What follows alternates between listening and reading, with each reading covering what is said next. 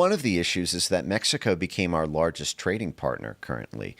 And so while we do have a tremendous amount of leverage with Mexico, they now have a fair amount of leverage on us. In fact, there's a lot of Texas oil money that depends on shared relationships with Pemex in Mexico. There's Tesla factories being built in Mexico.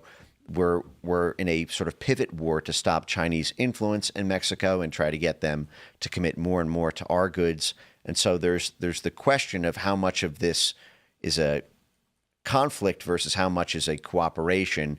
And are you trying to wedge Mexico off of China? And if you push them too far, will they partner there? We know Mexico's building a new canal currently that China is trying to get rights over parts of.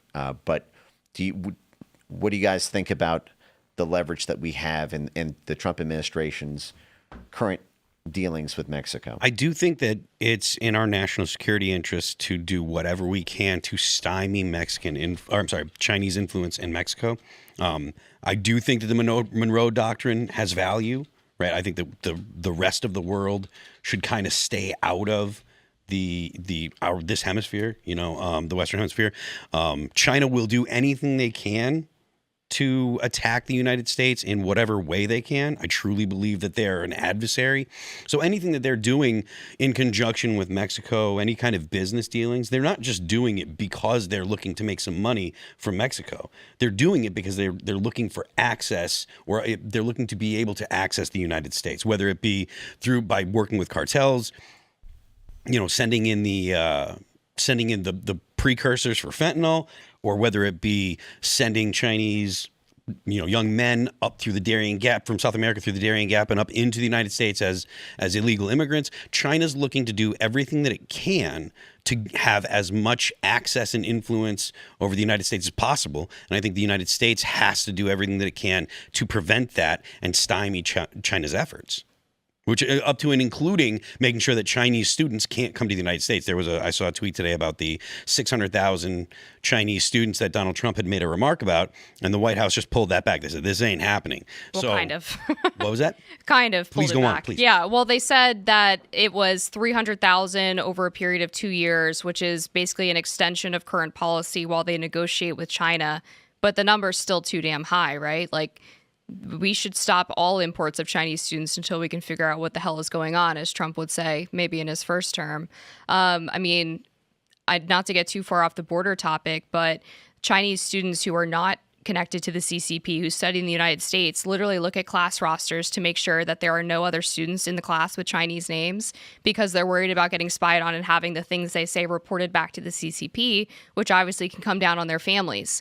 So even though they're studying here, like, they're still within the clutches of the Red Dragon. That's a point that I was making the other night. Like, having Chinese nationals here in the United States, they are going to report back to China. There is no Chinese national that's here in the United States that has family in China that China's not going to use their family to get that person to comply and do something. That's just not going to happen. China has no problem throwing your granny into jail to get you to do some action against the United States. I had dinner with a Uyghur Muslim years ago during Trump's first term, and he was talking about how he was speaking out about the concentration camps and basically got a call from his family telling him that his mother had been disappeared. Yep. And they would leverage that. Every time that he spoke out, they would tell him, well, you'll never speak to your mother again. And, if he was quiet for a while, he'd get a phone call or there'd be some news report that she was still alive.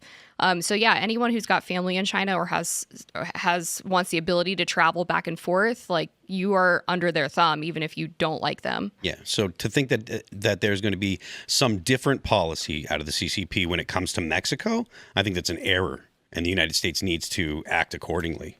We have massive influence on Mexico. No matter how much Scheinbaum wants to run her face and say, oh, we're our own independent country and blah, blah, blah. Like, the United States is still the United States and has massive leverage power, whether it be soft power or, if necessary, direct military power. Well, and it looks like they have, and it looks like there's members of the U.S. military in boats off the coast now, preparing potentially for incursions if necessary. Yeah, and so whatever we can do to stymie China's influence in Mexico, I think, is good. And Mexico needs to get on board with what the United States wants, because the United States is their biggest trading partner. The United States is the most powerful country in the world. The United States has the ability to really influence Mexico, and whether it be to their detriment or to their benefit, and being in the good graces of the United States should be something that the United States makes clear is in Mexico's best interest.